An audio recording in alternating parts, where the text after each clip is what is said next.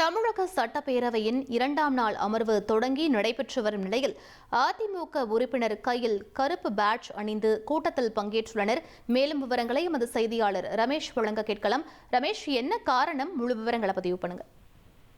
தமிழக சட்டப்பேரவையின் 2வது நாள் கூட்டத்தொடர்ல அதிமுக சட்டமன்ற உறுப்பினர்கள் இடது கையில கருப்பு பேண்ட் அணிந்து இந்த கூட்டத்தொடர்ல பங்கேற்றிருக்கிறாங்க. காரணம் என்ன அப்படின்னா, 3 விவகாரங்களை பேரவையில அதிமுகவினர் இன்றைக்கு கேள்வி எழுப்ப திட்டமிட்டிருப்பதாக தகவல் வெளியாகி இருக்கிறது.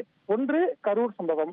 கரூர்ல கூட்ட நெரிசல்ல 41 பேர் உயிரிழந்த சம்பவம் தொடர்பாக எதிர்க்கட்சி தலைவர் எடப்பாடி பழனிசாமி பேரவையில இன்றைக்கு கேள்வி எழுப்ப திட்டமிட்டிருக்காரு. குறிப்பா காவல்துறையின் பாதுகாப்பு குறைபாடு இந்த உயிரிழப்பு காரணம் அப்படின்னு ஏற்கனவே எதிர்க்கட்சி தலைவர் சொல்லியிருந்தாரு.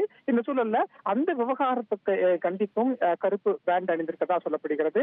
அதே மாதிரி கிட்னி திருட்டு விவகாரம் தமிழகத்துல நாமக்கல் போன்ற மாவட்டங்கள்ல விஸ்வரூபம் எடுக்கக்கூடிய சூழல்ல அந்த விவகாரம் சம்பந்தமாகவும் அதிமுக கேள்வி எழுப்ப திட்டமிட்டிருக்கிறாங்க.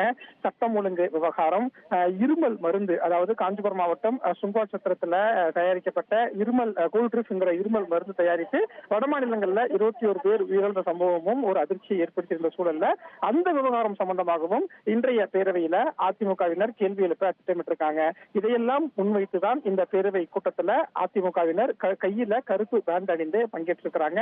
கடந்த காலங்களிலையும் அதிமுக பிரதான எதிர்க்கட்சி இருக்கக்கூடிய அதிமுக கருப்பு பேட்ஜ் அணிஞ்சு கூட்டத்துல பங்கேற்ற நிகழ்வுகள் எல்லாம் இருந்தது. அதே மாதிரிதான் இந்த முறையும் கையில கருப்பு பேண்ட் அணிந்து இந்த கூட்டத்தொடர்ல பங்கேற்றிருக்கிறாங்க. இப்ப பேரவையில கேள்வி நேரம் நடைபெற்று வருகிறது. கேள்வி நேரம் முடிந்ததுமே நேரமில்லா நேரம் தொடங்கும். அப்போது பல்வேறு விவகாரங்கள் குறித்து கேள்வி எழுப்புவதற்கு அதிமுகவினர் திட்டமிட்டிருக்கிறார்கள். விவரங்களுக்கு நன்றி ரமேஷ். இனி செல்லும் இடமெல்லாம் செய்தி.